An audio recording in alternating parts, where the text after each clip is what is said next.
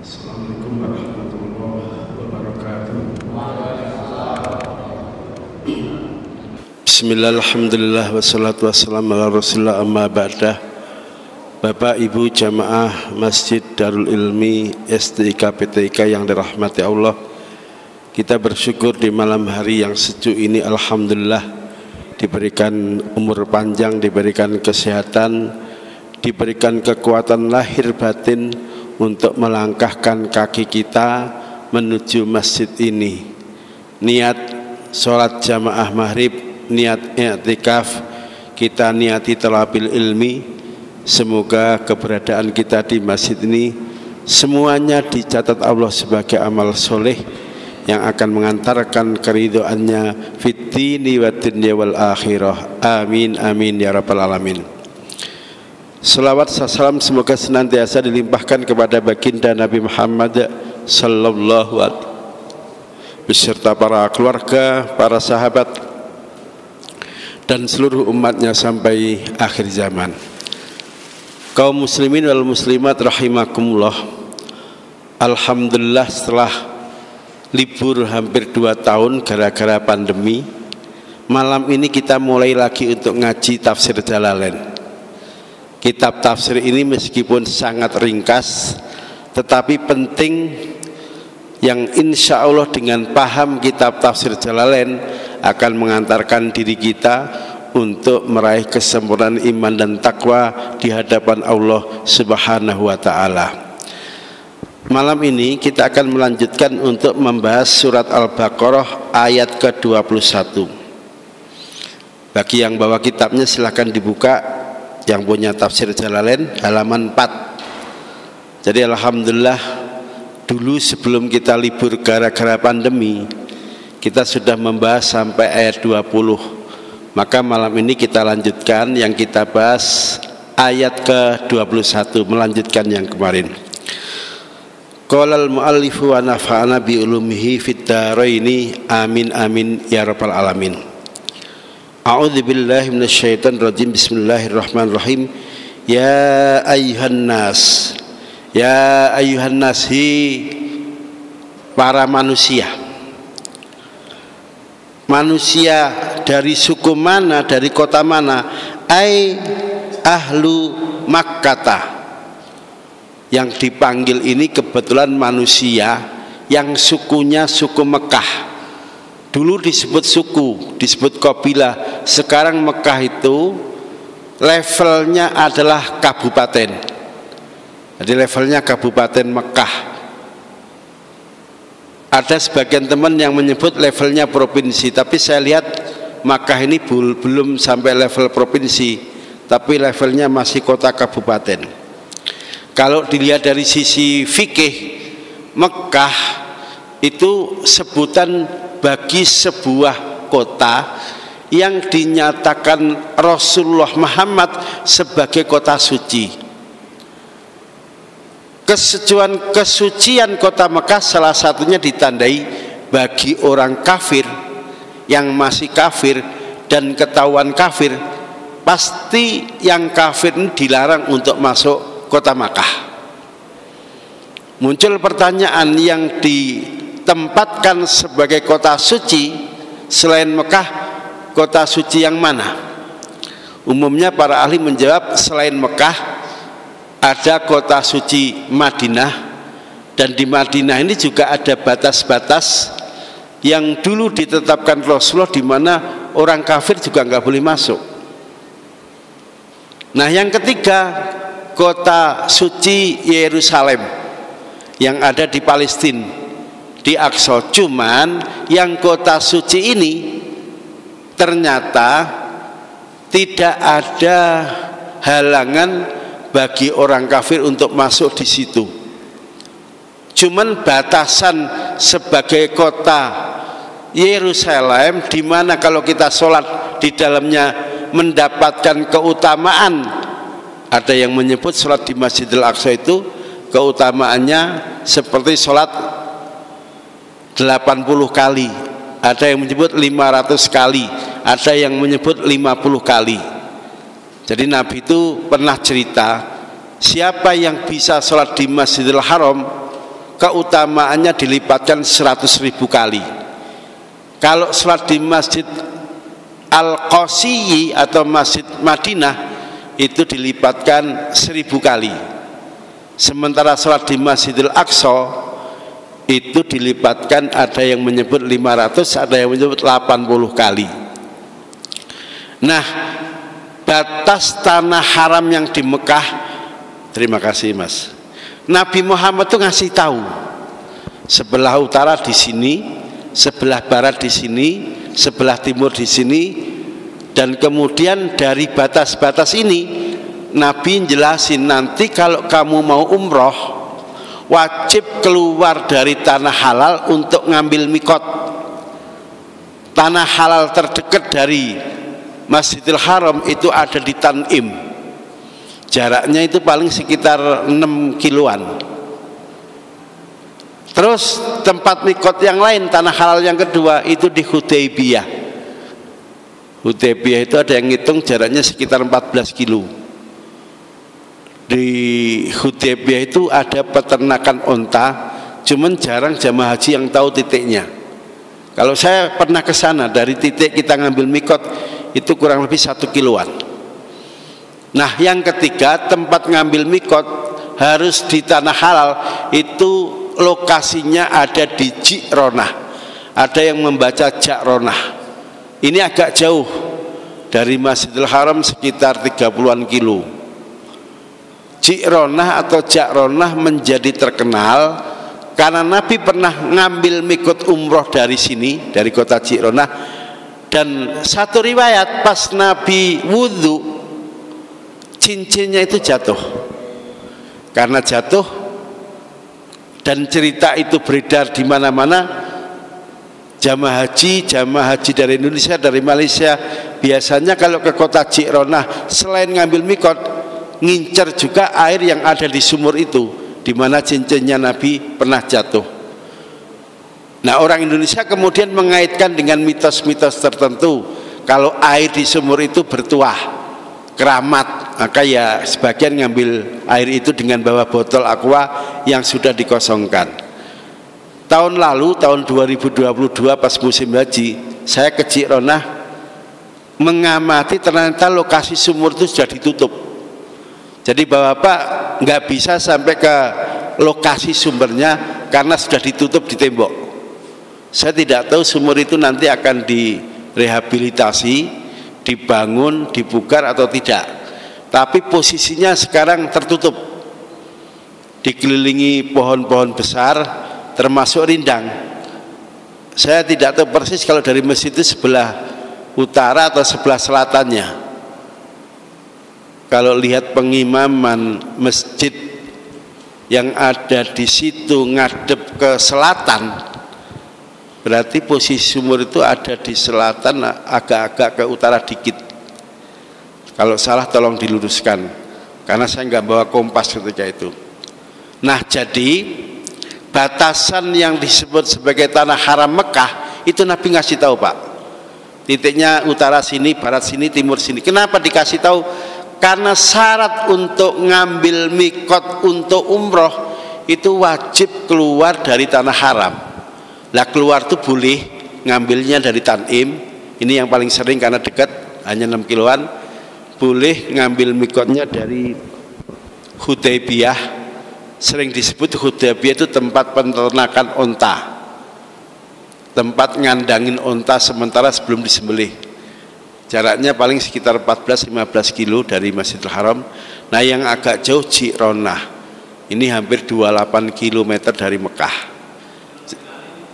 Bir Ali posisinya dekat Madinah, kira-kira perjalanan 10 menit dari kota Madinah. Kalau dikiloin ya mungkin sekitar 10-an kilo kali ya. Nah, Bir Ali itu digunakan untuk ngambil mikot haji yang dia mendaratnya di kota Madinah. Itu yang paling dekat. Pak, kalau dia ngambil mikotnya nggak dari Bir Ali, dari tempat lain gimana? Kalau mobilnya yang dibawa muter sedikit, ya bisa aja nanti mikotnya nggak dari Bir Ali. Kota lain yang sejajar dengan Bir Ali itu boleh.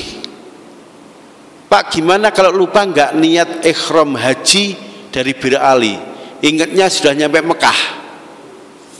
Ini orang yang kelupaan niat wajib bayar dam.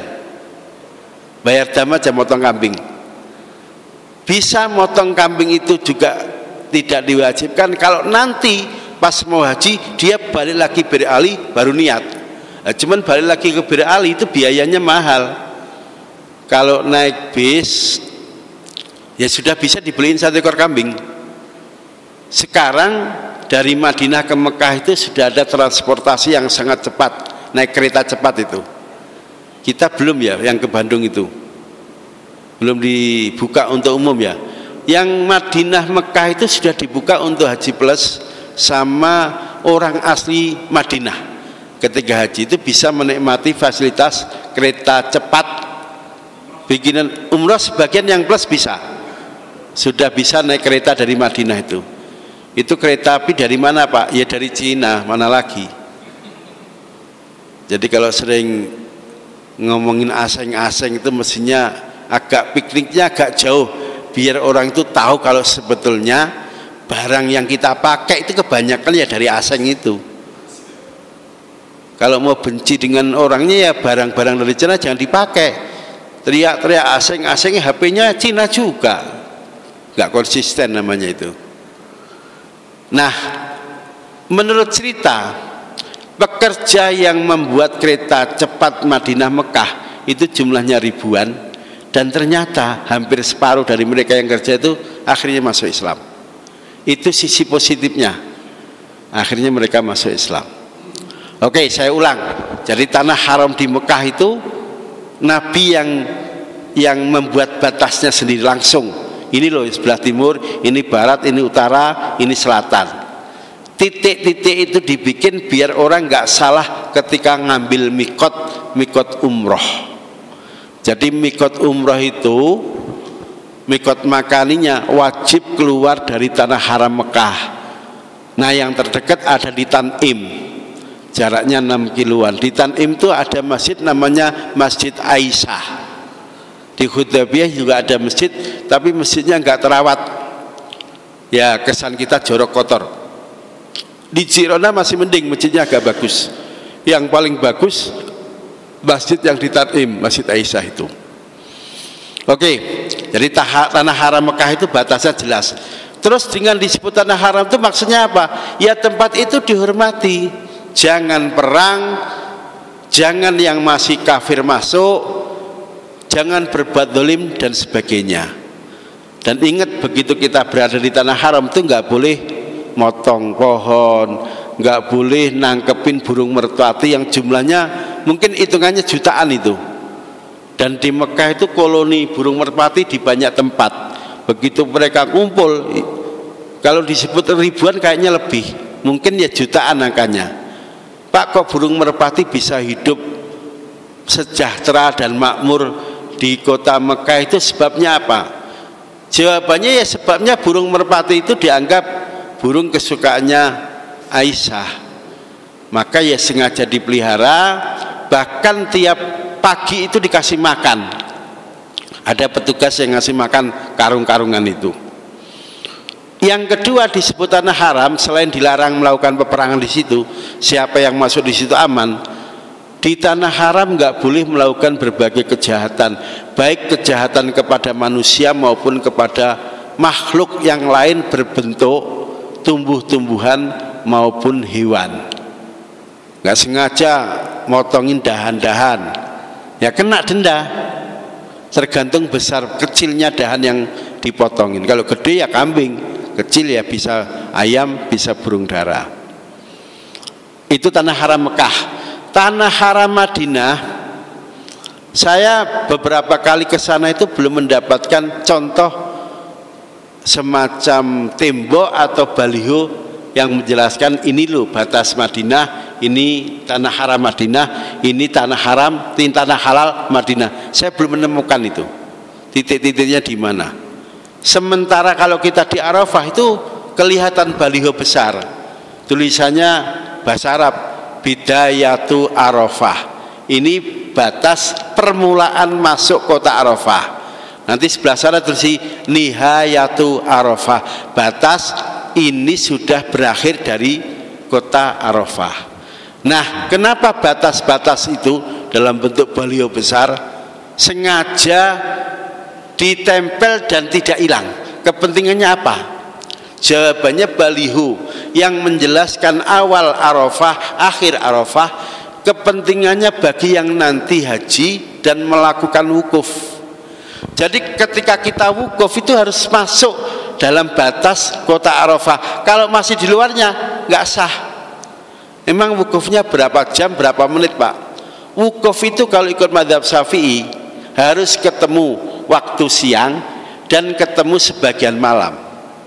Biasanya jamaah haji kita mulai wukuf setelah masuk waktu zuhur dan berakhirnya begitu dengar azan maghrib.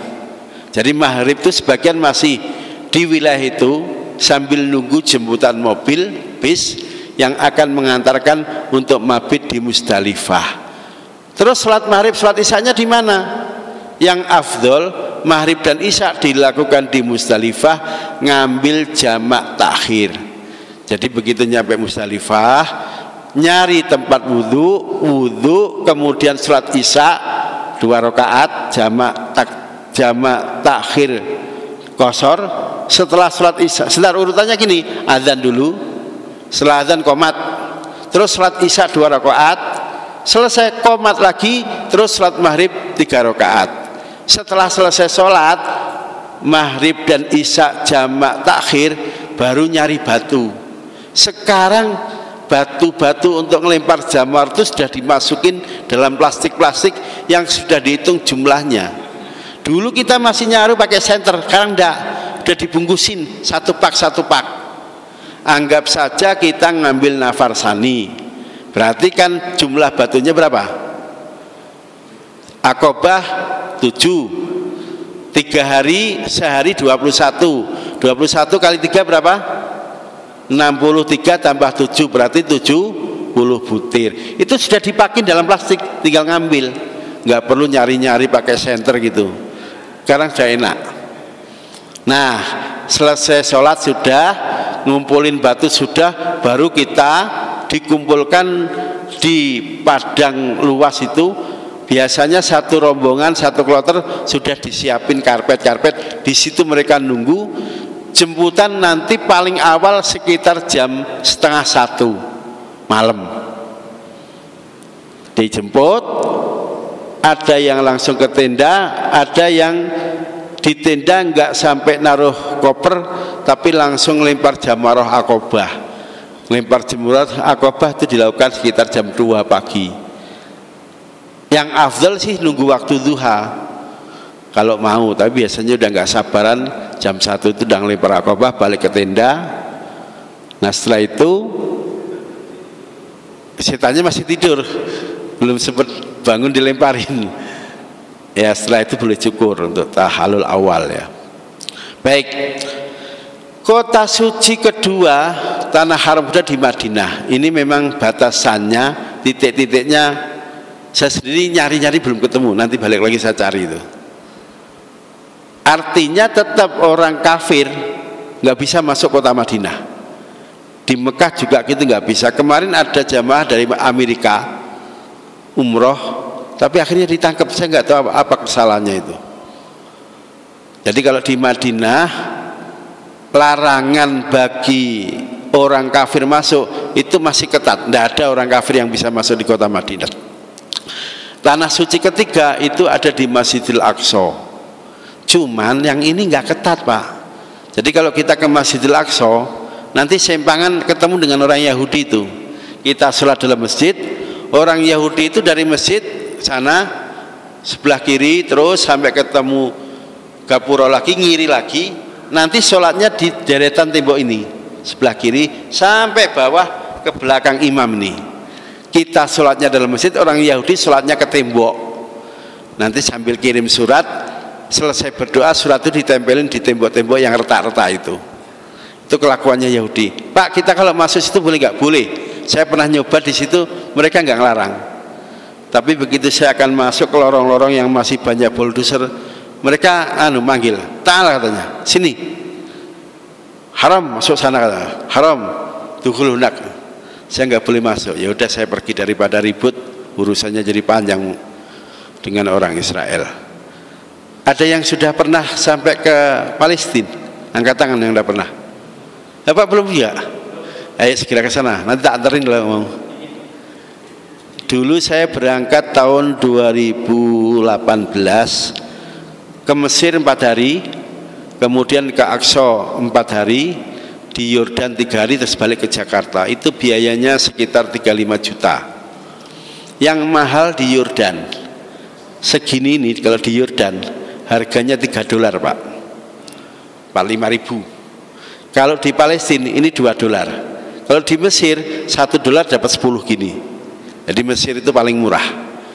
Beli souvenir, beli oleh-oleh, nanti belinya di Mesir aja, jangan di Aqsa atau jangan di Yordan, mahal. Biasanya pada waktu kita ke Palestina, selain menuju ke Masjidil Aqsa, juga diajak ke Bethlehem, diajak ke Hebron, kampungnya Nabi Ibrahim, terakhir diajak ke Laut Mati dulu, setelah itu ke Jericho.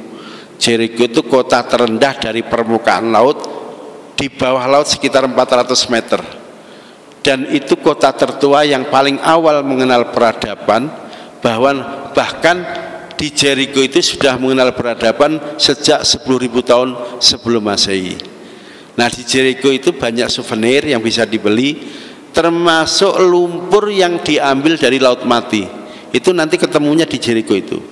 Kurma-kurma baik dari Palestina juga banyak dijual di situ. Kemudian souvenir, barang-barang kerajinan tangan di Jericho banyak dijual. Nah, sekali lagi, tanah suci di Palestina itu titiknya di Aqsa tadi. Cuman meskipun disebut tanah suci, orang Yahudi banyak keliaran di situ, orang Nasrani juga banyak. Nah, terus yang disebut alladzi barokna haulahu di surat Al-Isra itu titiknya mana? Ulama menjelaskan subhanalladzi asra bi abdihi lailan minal masjidil haram ilal masjidil aqsa alladzi barokna. Yang disebut alladzi barokna itu tidak hanya masjidnya saja, pokoknya area yang dikelilingi tembok keliling yang tingginya 1 meter, kok kita sholat di dalam situ, pahalanya dilipatkan dalam satu riwayat 500 kali, dalam riwayat lain 1000 kali, di riwayat lain 500 kali.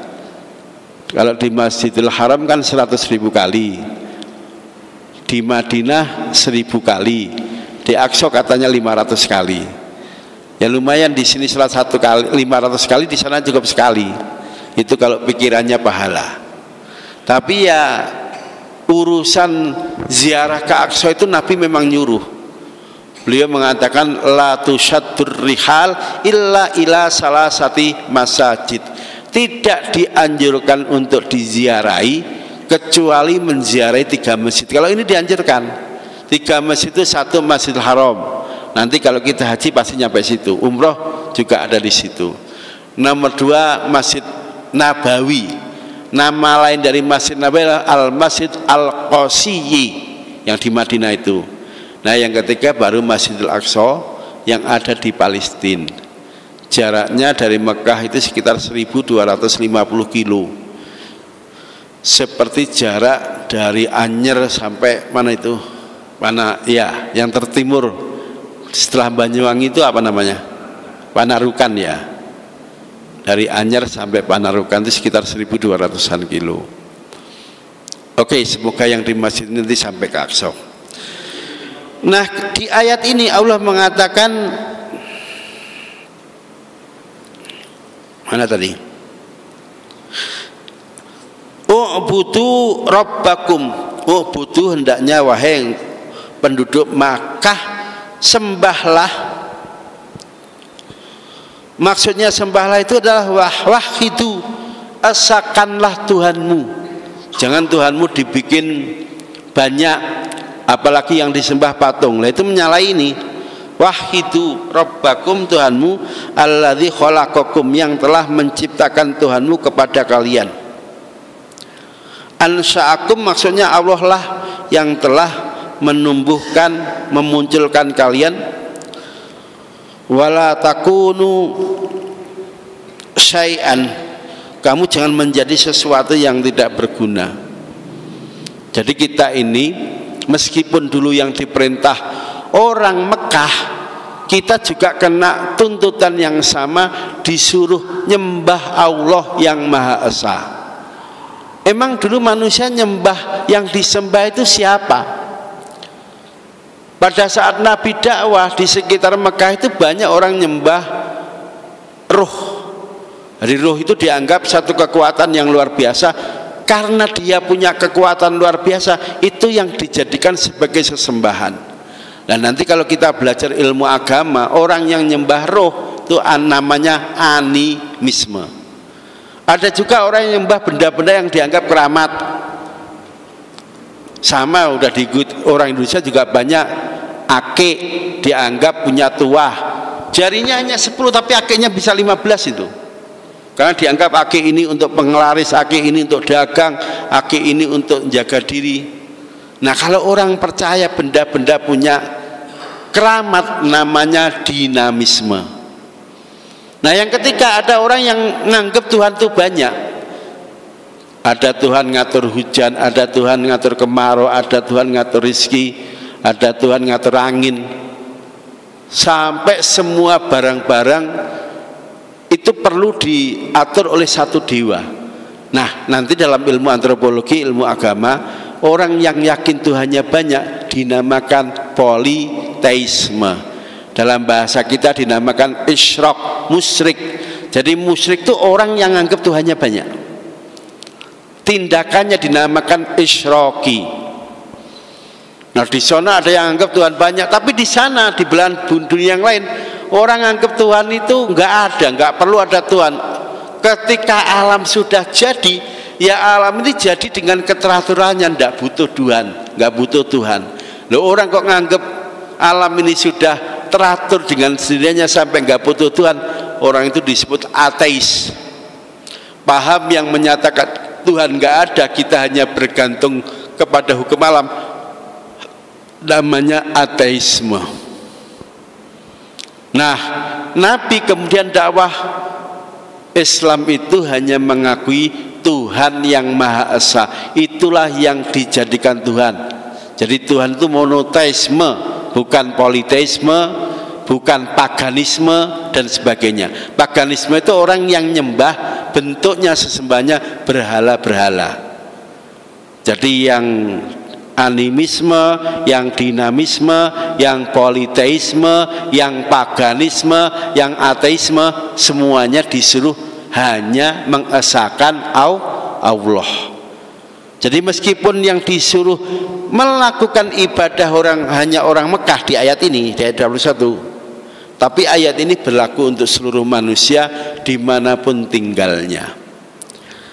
Pak, pengertian wa'budullah dan sembahlah Allah, ibadah itu apa sih Pak?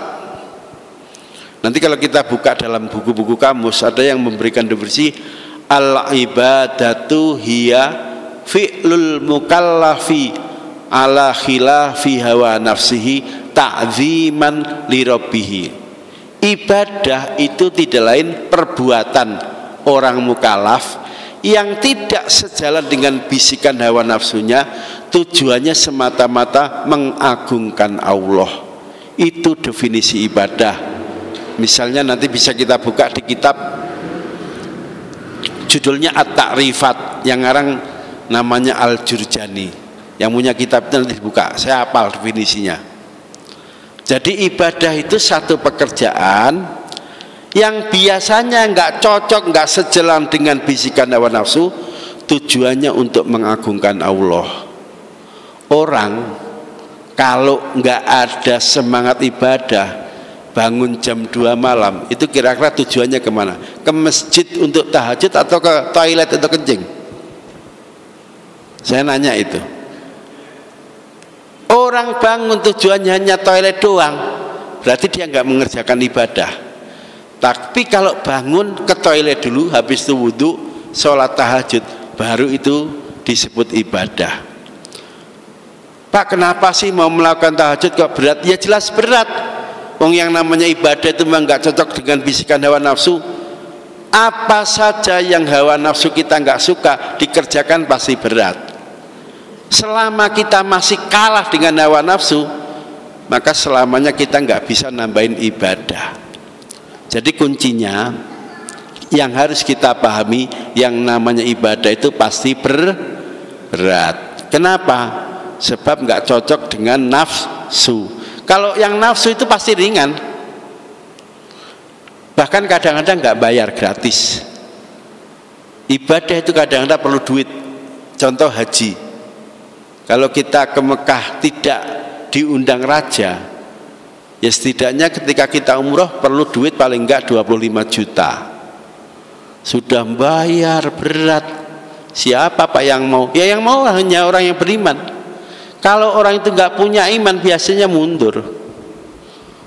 Zakat karena harus setor duit, males. Indonesia itu Pak, kalau dihitung melihat jumlah umat Islam dengan jumlah pajak yang dibayarkan, mestinya dengan 260 juta paling tidak dapat per tahun angkanya sekitar 300 triliun. Nah sekarang berapa Pak yang sudah masuk ke kas Baitul Mal, kas zakat?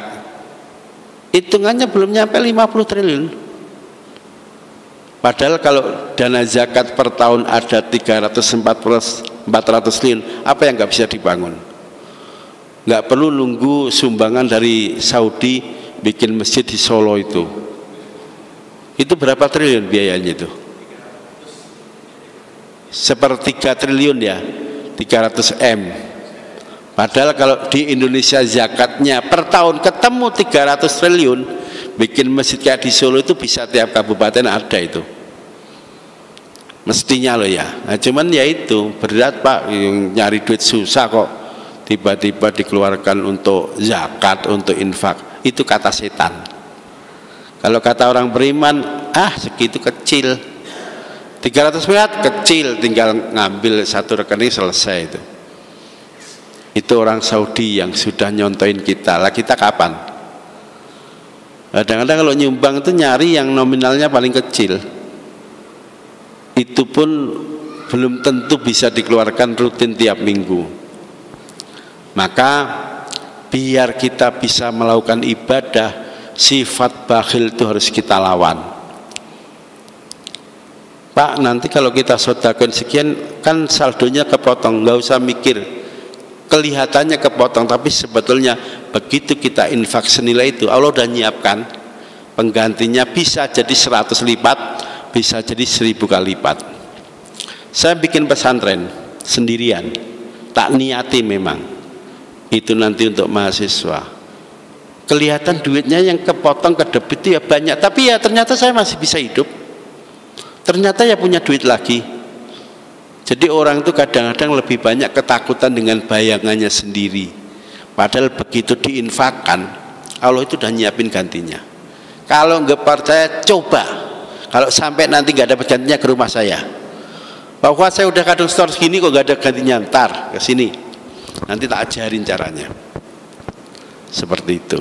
Oke. Terus yang namanya ibadah itu kan definisinya sudah.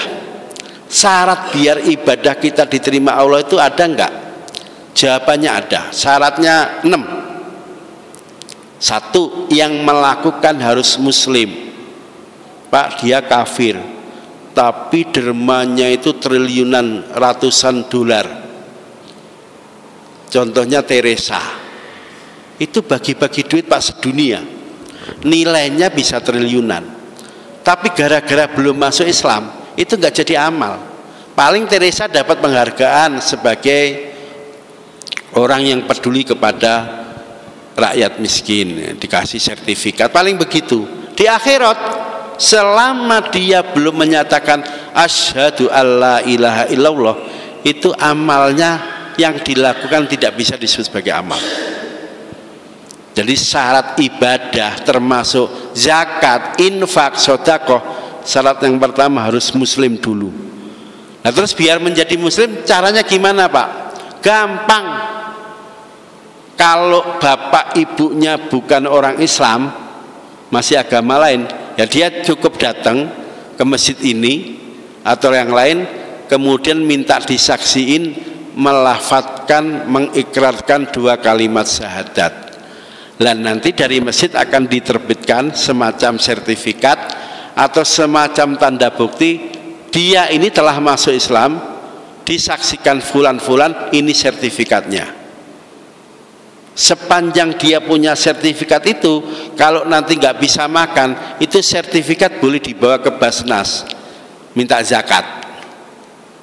Cuman orang yang dianggap mu'alaf boleh minta-minta ke lembaga keuangan, Basnas, Lasnas, itu ada batasannya.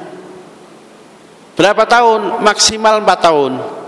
Jadi jangan ada orang ngaku mu'alaf sudah 20 tahun minta bagian zakat, Pak saya mu'alaf minta zakat.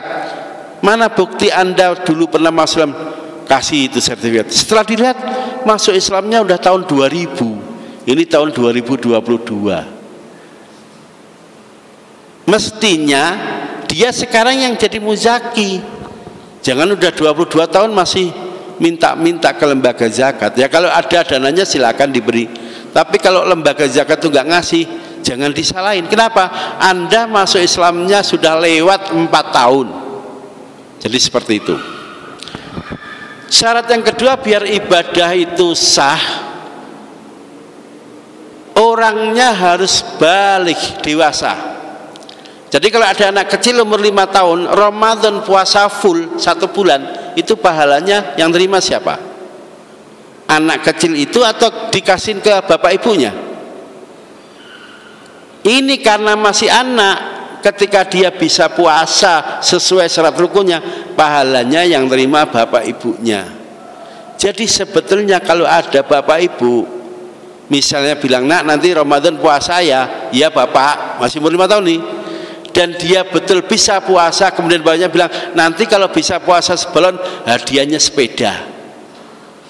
Itu hadiah sepeda terlalu murah atau sudah pas? Sangat murah. Cuman kalau ini kedengaran anak-anak bisa nanti tarifnya minta tambah ini. Kata Ustadz puasa sebulan pahalanya diambil bapak, diganti sepeda masih murah pak. Bisa bahaya ini, semoga anak-anak nggak dengar. Ya, minta mobil listrik. Misalnya begitu. Jadi kalau belum balik, ada orang melakukan ibadah, itu ibadah yang ngambil pahalanya kedua orang tuanya. Anak nggak dapat pahala. Kenapa? Belum balik. Muncul pertanyaan, Pak, batasan balik itu apa? Atau tanda-tanda anak sudah balik itu apa?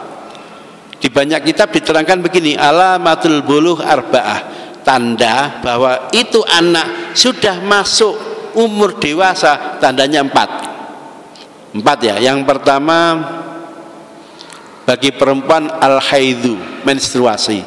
Jadi begitu anak perempuan menstruasi, dia tidak lagi disebut anak, tapi sudah dewasa. Karena sudah dewasa, semua kewajiban berlaku. Anak ini nggak boleh ninggal, ya wajib puasa, wajib sholat, kalau punya duit ya wajib zakat. Kalau dia bisa haji, ya hajinya sudah menggugurkan kewajibannya. Jadi tanda dewasa pertama bagi perempuan haid, menstruasi. Bagi laki-laki al-ihtilam, mimpi basah. Jadi kalau ada laki-laki, anak-anak tiba-tiba malam mimpi basah, berarti dia dewasa. Maka bapaknya harus nyuruh sholat, nyuruh puasa, bayar zakat dan sebagainya. Nah yang ketiga, tanda-tanda ini bisa berlaku untuk laki dan perempuan. Apa itu? Al-imbat, tumbuhnya bulu-bulu tertentu di tempat tertentu. Kok sudah ada bulunya? Dewasa itu. Yang terakhir, al-ihtilam, al-haid, al-imbat, tanda min haisusin, dari si umur. Nah sisi umur ini ulama fikih nggak sepakat. Ada yang membatasi laki-laki dewasa kalau sudah umur 13 tahun, sementara perempuan 9 tahun komariah, bukan samsiah ya, komariah. 9 tahun samsiah itu kalau dihitung pakai komariah bisa 8 tahun 6 bulan. Jadi ada anak-anak umurnya 8-6 bulan tiba-tiba keluar darah, itu normal Pak. Konversi bulan komariah dan samsiah itu secara jelas diungkapkan Allah ketika menceritakan 7 pemuda dan anjingnya tertidur di gua. Itu kan bunyi ayatnya wala bisu fi kahfihim salasa mi'ati sinina wasdadu tis'a. 7 pemuda dan anjingnya itu tertidur di gua 300 tahun plus 9 tahun. Ini satu-satunya ungkapan yang menurut orang Yahudi, orang Nasrani bahasanya jelek. Wong mau nyebut 309 tahun aja kok salasu mi'atin wasdadu tis'a, cukup salasu mi'atin watis'a. Kenapa ada kalimat wasdadu? Sampai pendeta-pendeta itu musyawarah dan kemudian sepakat untuk menemui Nabi Muhammad minta dijelasin kenapa ungkapan Quran ini bahasanya kok ruwet katanya, nggak seperti yang lain. Untungnya pas Yahudi ini menemui Nabi, yang ditemui Sayyidina Ali. Sayyidina Ali ini orang yang pinter, anak muda tapi pinter, cerdas. Karena Nabi nggak ketemu, yang ditemui Ali, mereka tanya Sayyidina Ali, Sayyidina Ali, kenapa ungkapan Quran nyebut 309 kok bahasanya muter-muter? Salasu mi'ati sinina wasdadu tis'a, enggak salasu mi'atin wa tis'a gitu aja. Untungnya yang ditanya Sayyidina Ali, Sayyidina Ali kemudian bilang, kamu orang mana? Ya saya tinggal di sono. Muslim enggak? Enggak, pendeta. Gini katanya, itu Allah ingin ngasih tahu kita kalau diukur pakai kalender matahari tertidurnya pemuda itu 300 tahun. Sebaliknya kalau dihitung pakai kalender rembulan tertidurnya 300 plus 9 tahun. Jadi setiap 100 tahun kalender matahari dihitung pakai rembulan itu menjadi 103. 200 tahun menjadi 206, 300 tahun menjadi 309. Maka pergerakan tanggal kalender tiap tahun itu maju kurang lebih 10 hari, sekian jam. Sekarang musim haji bulan apa kemarin itu? Juli ya. Nanti maju lagi kira-kira 11 hari. Mundur apa maju? Mundur 10 hari. Mundur 10 hari kira-kira sampai haji 5 kali lagi. Cuacanya baru kayak di Indonesia begini. Haji tahun depan masih panas sekali. Di Mekah itu kisarannya 47 derajat. Di Madinah bisa 49 sampai 50 derajat. Panas banget. Jadi kalau kita sudah lebih jam 10 keluar hotel itu udah nggak tahan. Ya untungnya karena panas akhirnya malah nggak keluyuran belanja ke mall karena nggak tahan. Oke, jadi tanda-tanda dewasa tadi 4 ya. Satu mimpi basah bagi laki-laki, 2 menstruasi bagi perempuan, yang ketiga al-imbat, munculnya bulu di tempat-tempat tertentu, dan yang keempat tanda ukurannya umur. Ini nggak sepakat, ada yang laki-laki 13 perempuan 9, ada yang laki-laki 12 tahun perempuannya 9 tahun. Intinya dari segi umur perempuan itu lebih dulu, rentangnya kira-kira 2 tahun. Ada yang laki-laki umur 11 perempuan 9 tahun sudah men. Ini anak-anak SD di Indonesia itu kelas 6 SD ternyata yang perempuan sudah banyak yang men. Dulu ya masih SMP baru men.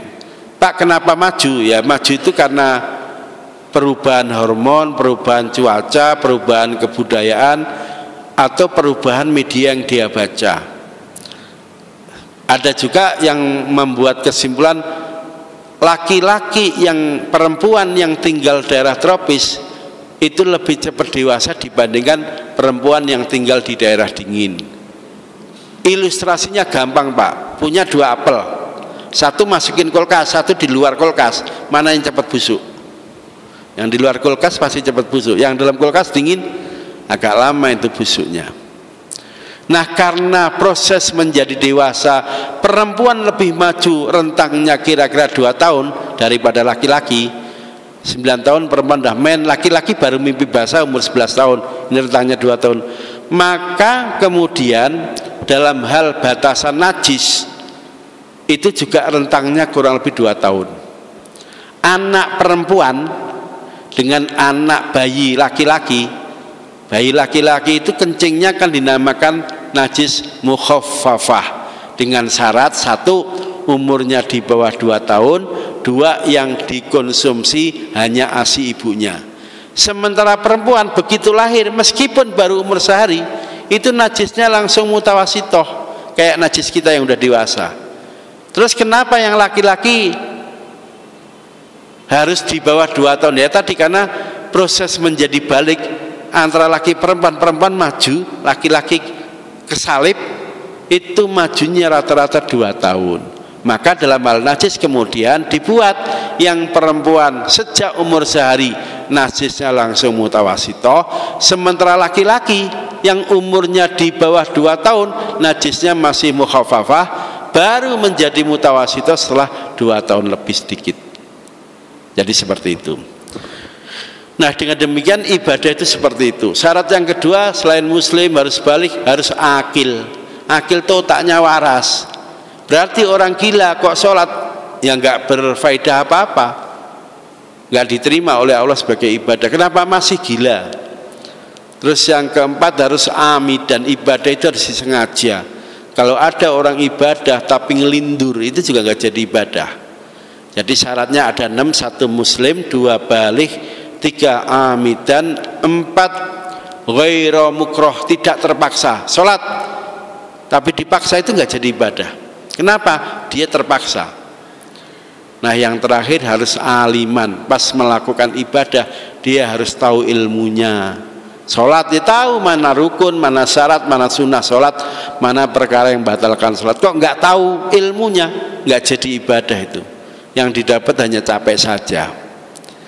Jadi perintah untuk melakukan ibadah di ayat 21 ini awalnya ditujukan untuk orang Mekah. Tapi karena posisi umat Islam itu ada di belahan dunia manapun, maka perintah melakukan ibadah juga berlaku bagi umat Islam yang tinggal di bumi manapun. Saya kira ini ada yang ingin bertanya? Silakan. Ya, Rafa.